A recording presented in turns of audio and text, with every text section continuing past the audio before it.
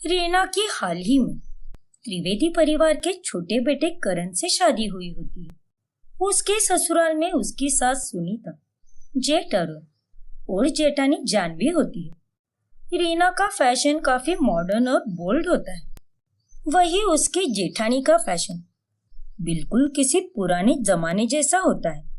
एक दिन, अरे वाह रीना बहू, क्या बात है, सच में तुम्हारे कपड़े तो मुझे बहुत पसंद आते हैं, एकदम नए जमाने के हैं और ये तुम पर सुंदर भी बहुत लगते हैं। थैंक यू माँ जी, बहुत फैशनेबल हो तुम बहू।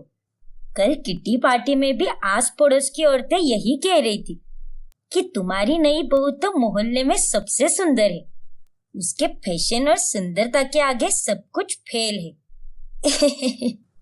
और ये सुनकर मुझे बहुत खुशी हुई बेटा।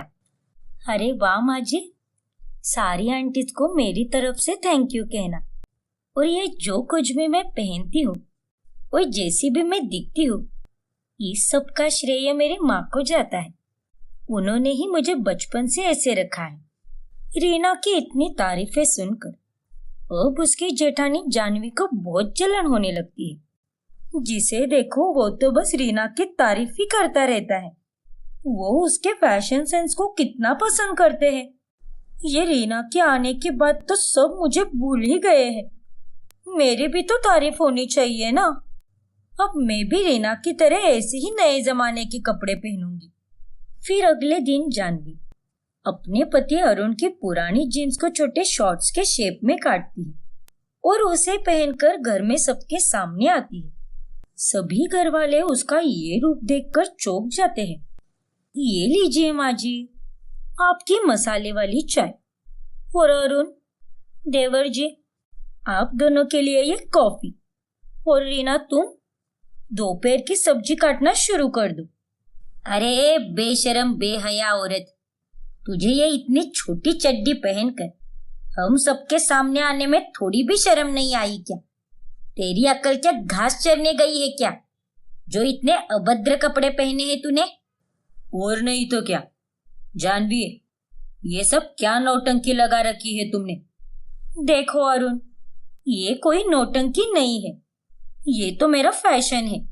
और माँ जी, मुझे जैसे जीना है मैं वैसे जीऊंगी, जैसे रहना है वैसे रहूंगी। आप लोग मुझे कुछ नहीं बोल सकते। भाभी, आपको अगर जीन्स और टॉप पहनना था तो आप फुल जीन्स पहन लेती ना। आपने एक जीन्स को इतने छोटे शॉर्ट्स में क्यों कट किया है? क्योंकि इस नालायक को अंग प्रदर्शन जो करना है, सारी लाज शर्म छोड़ दी है इसने। अरे अगर तुझे छोटे ही कपड़े पहनने हैं तो अपने कमरे में पहनना नालायक। ये सबके सामने इतनी छोटी चड्डी क्यों पहनी है तूने? चुप रहिए आप सब। आज तक मैंने बहुत संस्कारी तरीके से रह लिया, लेकिन अब नहीं। अब से मैं ऐसे ही फैशनेबल कपड़े पहनूंगी। घर के सभी लोग जानवी को खूब सुनाते हैं, लेकिन वो किसी की एक नहीं सुनती और वो अब घर में ऐसे ही छोटी चड्डी पहनकर या फिर छोटे स्कर्ट पहनकर रहने लगती है। एक दिन की बात है। अरे ओ बेवकूफ लड़की, कहाँ पर चली? अरे माँ जी, मैं तो बाजार जा रही हूँ।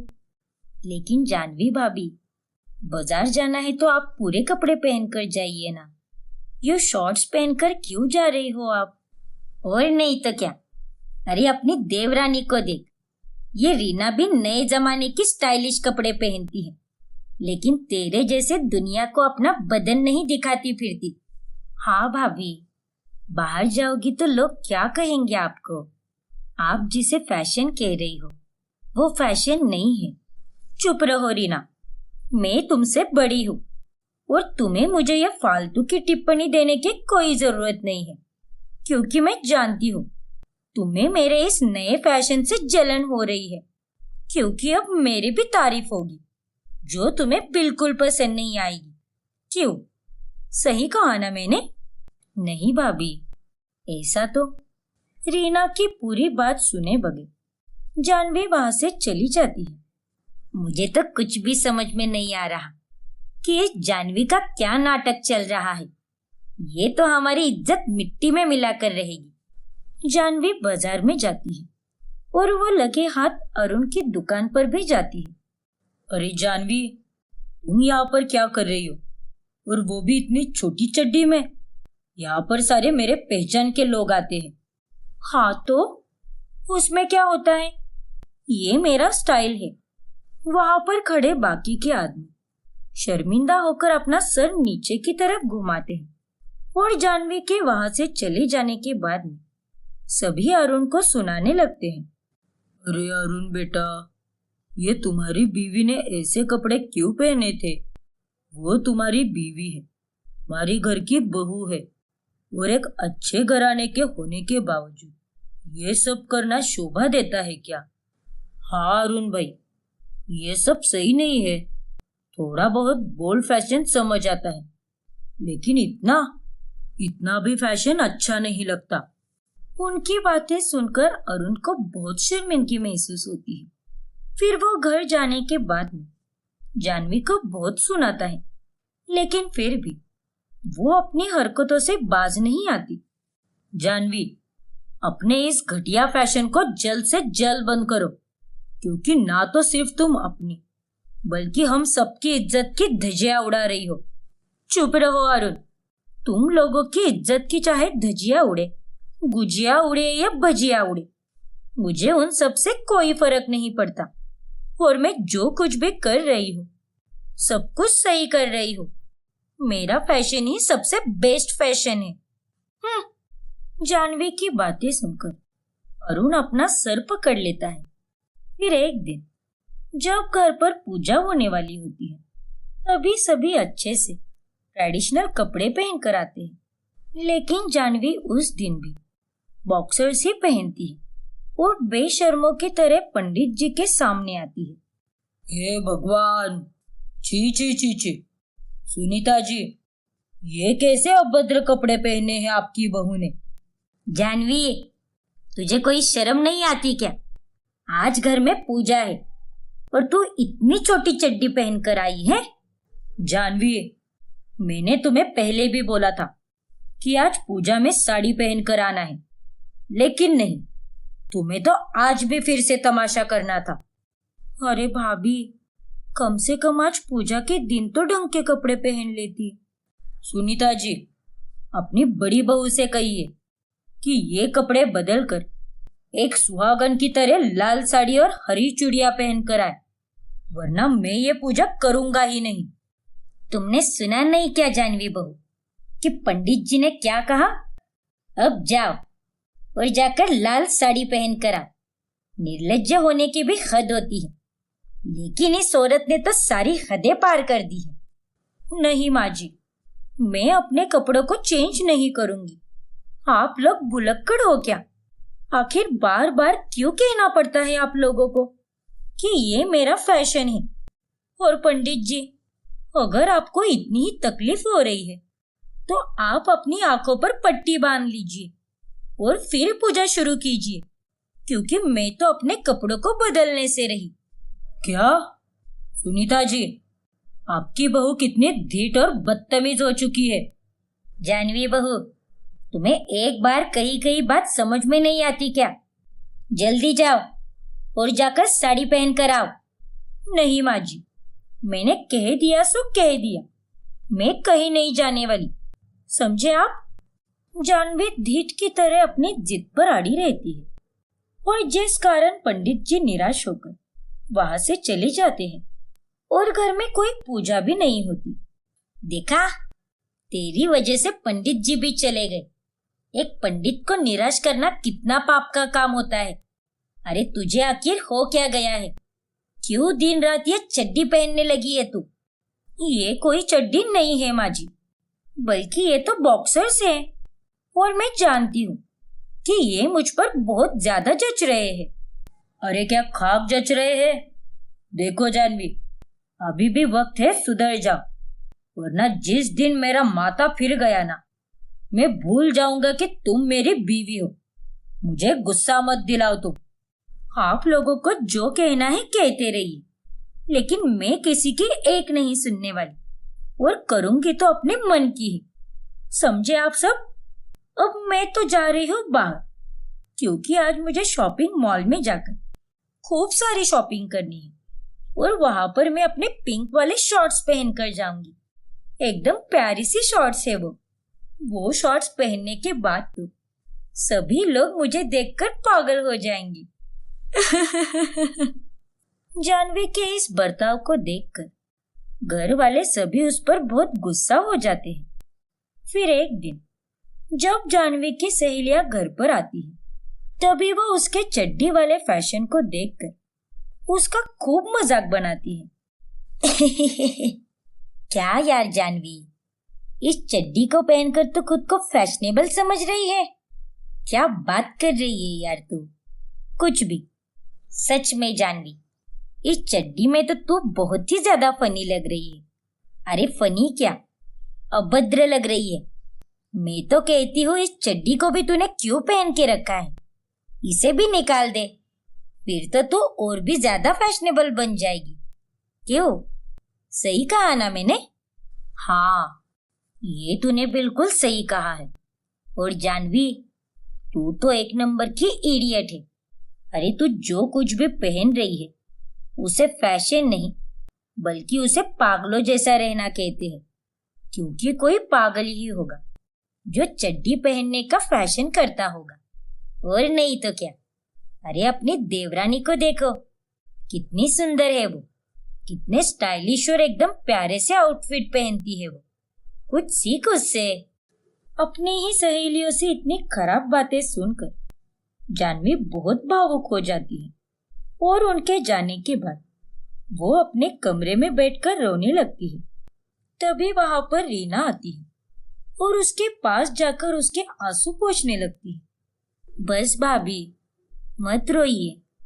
देखा ना तुमने रीना, किस तरह मेरी सारी सहेलियों ने मेरा मजाक उड़ाया। देखिए भाभी, आप पहले तो रोना बंद कीजिए और आप जैसी हो वैसी ही सुंदर हो और फैशनेबल भी हो। और रही बात मेरे फैशन की, तो मेरी परवरिश ही बचपन से इसी तरह हुई है। ये सब कपड़े तो मैं बचपन से ही पहनती आ रही हूँ। और अगर आपको मेरे फैशन से रिलेटेड कुछ भी पूछना था तो आप मुझसे पूछ लेती ना, लेकिन नहीं, आपने बस अपने मन की ही की और छोटे कपड़ों को ही फैशनेबल समझ बैठी। हाँ रीना, सारी गलती मेरी है। मैं तुमसे जलने लगी थी, लेकिन जलने के बगैर मुझे तुमसे पूछ लेना चाहिए था। तुमने तो पहले दिन भी मुझे कहा था, लेकिन मैंने तुम्हारी कोई बात नहीं सुनी। हाँ भाभी, आपने बिल्कुल सही कहा कि आपने मेरी कोई भी राय नहीं ली, लेकिन अब भी कोई देर नहीं हुई है। अगर आपको फैशनेबल रहना है तो फैशन बदन ढककर भी किया जा सकता है। अब आगे से मुझसे कोई भी चीज पूछ के किया करो। मैं आपकी अपनी हूँ, थोड़ी ना कोई पराई हूँ। आपको सब मैं अच्छा ही बताऊंगी। हाँ रीना, तुम सही कह रही हो। अब अगर आगे से मुझे कोई भी फैशन करना हो तो मैं तुमसे ही पूछकर करूंगी। वैसे भी ये चड्डी जैसा फैशन करके मुझे भी काफी अजीब लग रहा था, लेकिन अब मैं समझ चुकी हूँ कि मैं गलत थी। और इस तरह रीना के समझाने के बाद जानवी अगले दिन से नॉर्मल और ढंग के कपड़े पहनने लगती है। और उसे पूरे कपड़े में देखने के बाद घर वालों को भी काफी राहत मिलती है। मिताली अपनी सास शकुंतला, ससुर लखन, पति प्रतीक और देवर कुंदन के साथ रहती है। प्रतीक काफी शराब पीता रहता है, जिस कारण मिताली और उसके बीच में आए दिन झगड़े बढ़ते ही रहते हैं। इसीलिए एक दिन मिताली की माँ पल्लवी और बहन डॉली उससे मिलने के लिए उसके ससुराल आती है। क्या हुआ मिताली बिटिया, क्यों लड़ते झगड़ते रहते हो तुम और दामाद जी? मुझे समधन जी ने बताया, इसीलिए मैंने कहा कि इस बार फोन पर बात नहीं करूंगी, सीधे तुझसे मिलने आऊंगी। अब क्या बताऊं माँ, मैं काफी परेशान हो गई हूँ। प्रतीक बहुत शराब पीता है, जिस कारण वो मुझे कुछ भी बोलता रहता है और इसी वजह से हम दोनों के बीच झगड़े बढ़ते ही जा रहे हैं। अरे बिटिया, अगर पत्नी भी अपने पति के साथ गुस्सा होकर लड़ेगी तो घर में शांति कैसे होगी? देख बेटा, मैं तुझे तो बस यही कहूंगी कि तू ही इन लड़ाइयों को रोक दे और उसे शांति से सुधार। ठीक है माँ, मैं ट्राई करूंगी। डोंट वरी दी, सब ठीक हो जाएगा। माँ, डॉली की तो कॉलेज भी खत्म हो चुकी है, तो इसे थोड़े दिन के लिए यहीं पर रहने दो। मुझे भी अच्छा लगेगा और मेरा मन भी लगा रहेगा। ग्रेट आइडिया दी। लेकिन बेटा, ये तेरा ससुराल है। हाँ, तो उसमें क्या हुआ माँ? आप चिंता मत कीजिए। ठीक है, फिर मैं तुम्हारे पापा के हाथों से इसके कपड़े भिजवा देती हूँ। अरे नहीं माँ, इसकी कोई जरूरत नहीं है। मेरे कपड़े इसे आ जाएंगे ना, आप चिंता मत करो इसकी।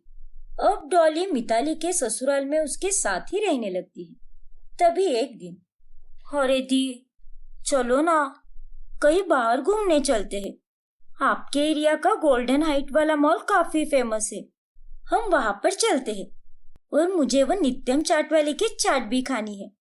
अरे नहीं डॉली, मैं आज तेरे साथ नहीं आ सकती। तू एक काम कर, तू कुंदन के साथ चली जा। कुंदन, तुम डॉली को घुमाने ले जाओगे क्या? हाँ भाभी, नो प्रॉब्लम। चलो Dolly. Okay, thank you Kundan. फिर कुंदन और डॉली दोनों घूमने जाते हैं और ढेर सारी बातें करते हैं। इसी बीच अब दोनों काफी करीब आने लगते हैं और दिन रात घूमते रहते हैं और घर में भी एक दूसरे के साथ ही रहा करते हैं। ऐसे ही एक दिन जब मिताली डॉली के रूम में सफाई करने आती है, तब वो उसका फोन देखती है जिसमें उसे कुंदन की और उसकी चैट दिखाई देती है। हे भगवान, ये क्या? ये कैसे चैट्स है?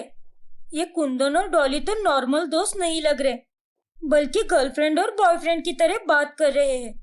बाबू सोना, और ये कितने सारे लव स्टिकर्स। मिताली फौरन डॉली को बुलाती है और उसे सुनाने लगती है। तभी डॉली उसे सच बता देती है। हाँ दी, मैं कुंदन से प्यार करने लगी हूँ और वो भी मुझसे बहुत प्यार करता है।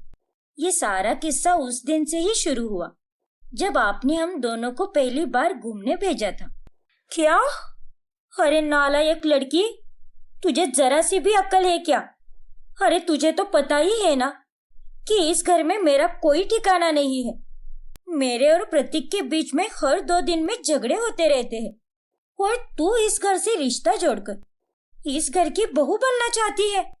लेकिन दी, मैं और कुंदन एक दूसरे से बहुत प्यार करते हैं और कुंदन जीजू जैसे नहीं है। खून खून होता है डॉली। प्रतीक भी पहले शांत था, लेकिन शादी के बाद बदल गया। नहीं नहीं, तू इस रिश्ते को यहीं पर खत्म करेगी और आज के आज ही माँ के पास वापस चली जाएगी। लेकिन दी, मिताली डॉली की एक नहीं सुनती और वो उसे अपनी माँ के पास भेज देती है।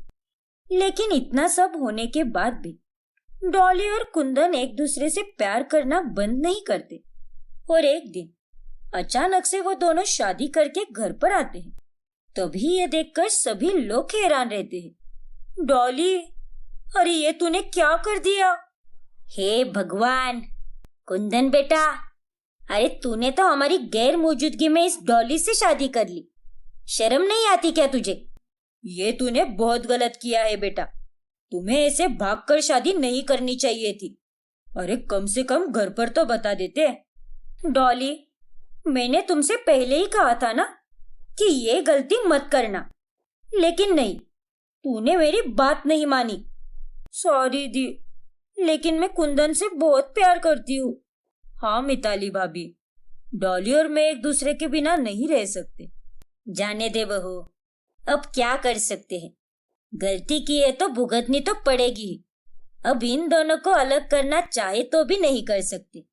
अब जब तुम दोनों ने शादी ही कर ली है तो इसे अच्छे से निभाओ। डॉली कोई अनजान लड़की नहीं है, बहू की छोटी बहन है, इसीलिए हम तुम्हें अपना रहे हैं। लेकिन तुम्हें सही से रहना होगा इस घर में, समझे दोनों? जी पापा जी। हाँ पापा। घर वाले ना चाहते हुए भी कुंदन और डॉली के रिश्ते को स्वीकार लेते हैं, लेकिन उन दोनों की शादी के कारण मिताली काफी नाखुश होती है।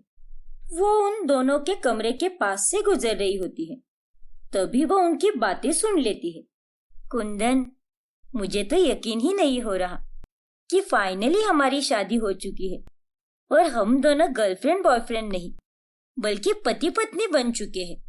हाँ डॉली, मुझे भी अभी तक यकीन नहीं आ रहा। अब हम दोनों अपने इस रिश्ते की नई शुरुआत कर चुके हैं और इस रिश्ते को पूरी शिद्दत और प्यार से निभाएंगे। हाँ मेरे पति देव। डॉली को कितना अच्छा और केयरिंग पति मिला है और यहाँ मेरा पति ही खोटा सिक्का निकला। नहीं, मैं इन दोनों को इतना खुश नहीं रहने दे सकती। अरे इन्हें क्या लगा, ये दोनों शादी करके इस घर में आराम से रहेंगे? ये कुंदन तो ना ही कुछ कमाता है और ना ही कोई ढंग का काम आता है। इनकी स्वर्ग जैसी जिंदगी को तो मैं नरक बनाकर ही रहूंगी। कुछ ही दिनों में कुंदन और डॉली हनीमून के लिए जाते हैं। तभी मिताली मौके पे चौका मारते हुए शकुंतला और लखन के कान भरती है। देख रहे हो ना आप दोनों, कितने लापरवाह और आवारा हो गए हैं डॉली और कुंदन। अरे 4 दिन की ट्रिप का बोलकर गए थे, लेकिन आज तो उनका 7वां दिन है और अभी तक तो कोई उनका कॉल आया है ना मैसेज। ऐसा कौन सा हनीमून मना रहे हैं? मुझे तो कुछ समझ में नहीं आ रहा। सही कह रहे हो मिताली बहू, डॉली बहू और कुंदन को हमारी कुछ पड़ी ही नहीं है।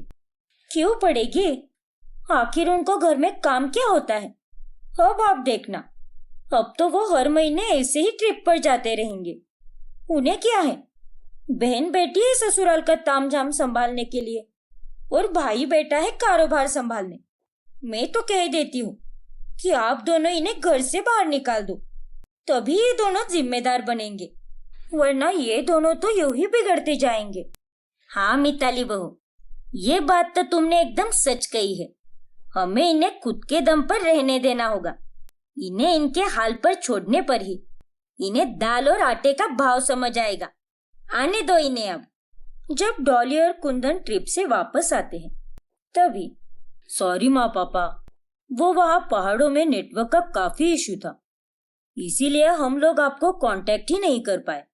हाँ मम्मी जी, मेरी तबीयत भी काफी बिगड़ चुकी थी, इसीलिए हमें और थोड़े दिन रुकना पड़ा। बस बहुत हुआ तुम्हारा, अब तुम दोनों चुप रहो। बहुत मिल गई तुम दोनों को आजादी। अब हम तुम दोनों को नहीं संभालने वाले। हाँ, अपनी बैग बांध लो और निकलो इस घर से। क्या? लेकिन पापा, आप अचानक से ऐसे क्यों बोल रहे हो? अचानक से मतलब? अरे तुम दोनों बाहर मटर गश्ती करते बैठोगे और यहाँ पर हम दोनों मेहनत करते रहेंगे। ये तुम्हें शोभा देता है क्या? अरे तुम्हें तो कोई बिजनेस भी संभालने नहीं आता और ना ही इस लड़की को कोई ससुराल का काम आता है। अच्छा दी, तो अब समझ आया मुझे। आपको हम दोनों के अच्छे रिश्ते को देखकर जलन हो रही है, इसीलिए अपने माँ जी और पापा जी के कान भरे हैं। वेरी गुड दी, वेल डन। छी भाभी, आपसे ये उम्मीद नहीं थी। ऐसा कुछ भी नहीं है। और कुंदन, अपनी भाभी से तमीज से बात करो। तुम दोनों को अकेले में वक्त गुजारना बहुत अच्छा लगता है ना? तुम्हें परिवार की क्या जरूरत? अब रहो हमेशा हमेशा के लिए अकेले। फिर कुंदन और डॉली अपना सामान पैक करके वहां से चले जाते हैं। कुछ ही दिनों बाद में वो दोनों भी जॉब करने लगते हैं और अपने पैरों पर खड़े होकर एक किराए के मकान में अच्छे से रहने लगते हैं। लेकिन दूसरी तरफ मिताली और प्रतीक के झगड़े दिन ब दिन बढ़ने ही लगते हैं। 4 बोतल वोडका, काम मेरा रोज का, ना मुझको कोई रोके ना किसी ने रोका। प्रतीक, तुम अपनी हरकतों से कभी बाज नहीं आओगे ना? तुमने मुझसे वादा किया था कि तुम अब शराब पीना छोड़ दोगे, लेकिन नहीं, मैं भूल गई थी कि कुत्ते की दुम तो टेढ़ी की टेढ़ी ही रहती है। इसका मतलब तुम मुझे कुत्ता कह रही हो? हाँ प्रतीक, तुमने तो अपने आप को किसी कुत्ते की तरह ही बना लिया है और अब मुझे तुम जैसे शराबी आदमी के साथ नहीं रहना है। तंग आ गई हूँ मैं इन झगड़ों से, और कितना सहूंगी मैं। हाँ तो जाओ ना, मुझे भी तुम्हारे साथ नहीं रहना, समझे तुम? बस बहुत हुआ, अब तो मैं तुमसे अलग होकर ही रहूंगी। मिताली गुस्से में घर छोड़कर चली जाती है और कुछ वक्त बाद उनका तलाक भी हो जाता है। तभी मिताली की माँ पल्लवी उससे कहती है, देखा मिताली बेटा, तुमने जो अपनी बहन के साथ किया वही तुम्हारे साथ भी हुआ।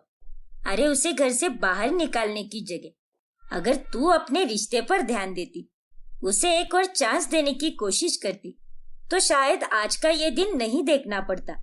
तुझे मैंने पहले से ही बोला था कि तू ही दामाद जी को ठीक कर सकती है, लेकिन नहीं, तूने तो अपनी घर गृहस्थी में कभी ध्यान ही नहीं दिया, बल्कि अपनी ही सगी बहन का घर तोड़ने में लग गई। और आज इसीलिए तूने अपना ससुराल भी खो दिया और साथ ही इतनी अच्छी सगी बहन को भी। हाँ माँ, आपने बिल्कुल सही कहा।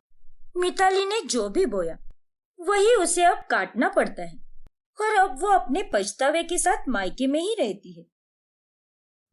रागिनी और कीर्ति दोनों जुड़वा बहनें होती हैं और दोनों की शादी एक ही घर में होती है। बड़ी बहन रागिनी की शादी करण से और छोटी बहन कीर्ति की शादी ललित से होती है। ससुराल में उनकी सास उषा भी होती है। दोनों जुड़वा बहुओं के कारण घर में अक्सर कंफ्यूजन बना रहता है। हे भगवान, आज तो मुझे बहुत ही लेट हो गया। कीर्ति पक्का जाग रही होगी, मैं जानता हूँ वो मेरे बिना नहीं सोएगी। ललित घर के अंदर जाने ही वाला होता है कि तभी वो अपनी बीवी को गार्डन में वॉक करते हुए देखता है और उसके पास जाकर कहता है, ओहो जाने मन, आज तो तुम इस सैटिन नाइटी में कहर ही ढा रही हो। क्या बात है?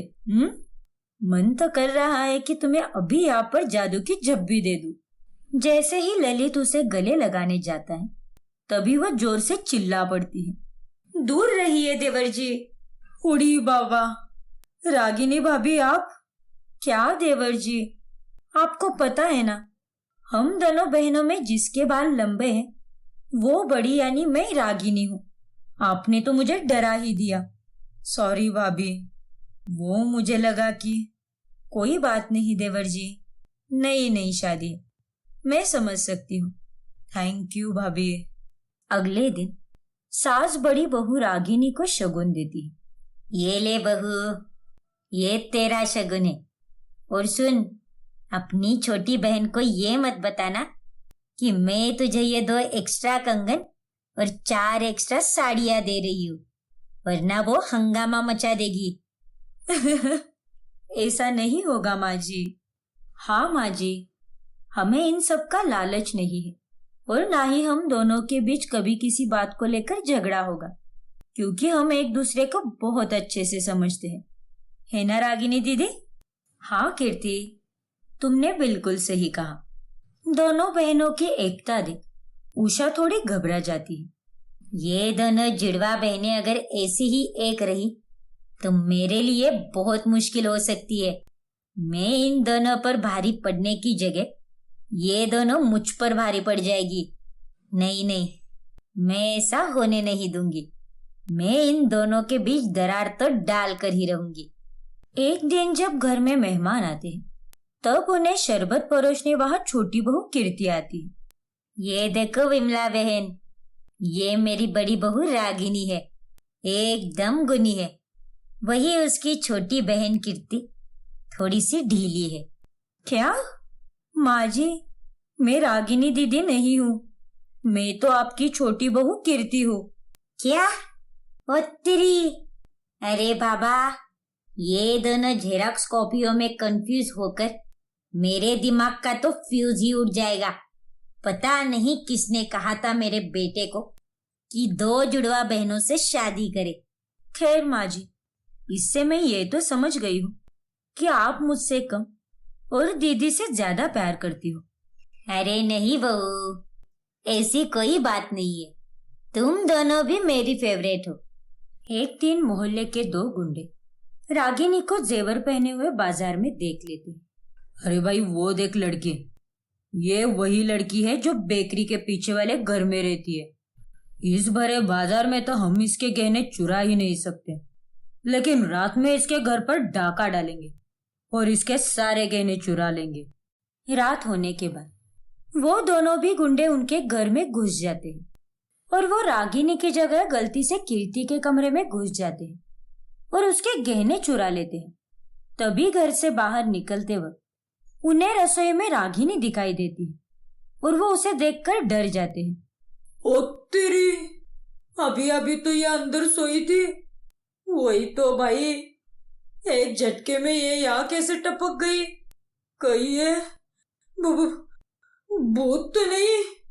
अच्छा, तो तुम दोनों मेरे बहन के गहने चुरा कर भाग रहे थे। रुको, तुम्हें तो मैं अभी सबक सिखाती हूँ। माँ जी, करण, कीर्ति, देवर जी, जल्दी से बाहर आइए। रागिनी की आवाज सुनकर सब लोग वहां आ जाते हैं और उन दोनों गुंडों की खूब पिटाई करते हैं। उस वक्त दोनों बहनों को एक दूसरे की कदर करते हुए देख उनकी सास वापस घबरा जाती है और उन दोनों को अलग करने के लिए वो एक बड़ी चाल चलती है। वो उन दोनों को एक दूसरे के खिलाफ भड़काने लगती है।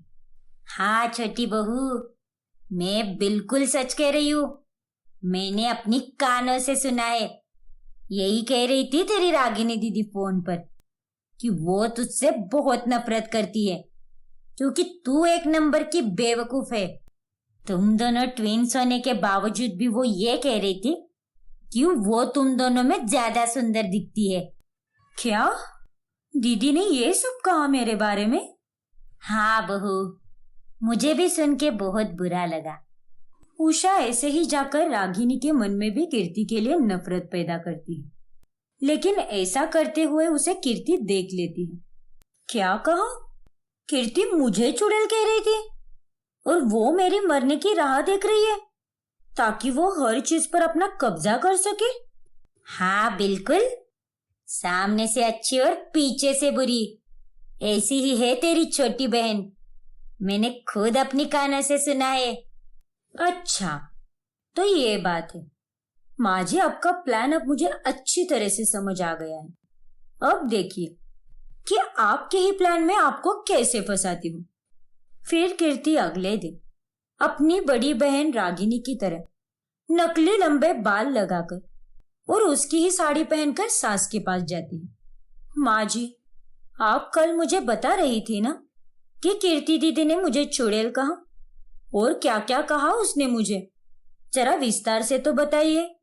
विस्तार से क्या बताऊं बहू, तेरी बहन तो तुझसे बहुत जलती है। वो नहीं चाहती कि तू उसकी जेठानी रहे, और तो और उसे तेरे हाथ का बना हुआ खाना भी अच्छा नहीं लगता। वो कहती है कि तू एक नंबर की झूठी है। तभी वहां पर असली रागिनी आती है। अच्छा माँ जी, ये सब कहती है कीर्ति मेरे बारे में? अरे ये क्या, तुम दोनों के भी बाल लंबे कैसे हुए? तुम दोनों में से असली रागिनी कौन है? मैं हूँ नकली रागिनी यानी कीर्ति, और असली मैं हूँ। माँ जी, आपने हम दोनों में झगड़ा कराने की कोशिश की, हमें अलग करने की साजिश रची, लेकिन हम दोनों का प्यार इतना मजबूत है कि आप हम दोनों को अलग कभी नहीं कर पाएंगे। मैंने सब कुछ सुन लिया था माँ जी कि कैसे आप रागिनी दीदी को मेरे बारे में झूठी बातें बता रही थी, और उनके सामने आपका सच लाने के लिए ही मुझे ये सब करना पड़ा। माँ जी, जब हम आपको अपनी माँ के जैसा प्यार करते हैं तो आप हमें बुरी सास की तरह परेशान क्यों करती है? आपको ऐसा लगता है कि हमारी एकता आपके लिए खतरा ना बने, लेकिन अगर हम तीनों एक साथ मिलकर खुशी से रहेंगे, सास बहू नहीं बल्कि माँ और बेटियां बनकर रहेंगी, तो हमारा रिश्ता कितना सुंदर बनेगा। माँ जी, उषा को उन दोनों की बातें सुनकर अपनी गलती का एहसास हो जाता है। तुम दोनों बिल्कुल सही कह रही हो, मैं ही गलत थी जो एक सास बनकर तुम दोनों बहनों को अलग करने चली। अब ये सास माँ बनकर अपनी बेटियों से प्यार करेगी और हम तीनों धूम मचाएंगे। और उस दिन से वो तीनों साथ में खुशी से रहने लगती है।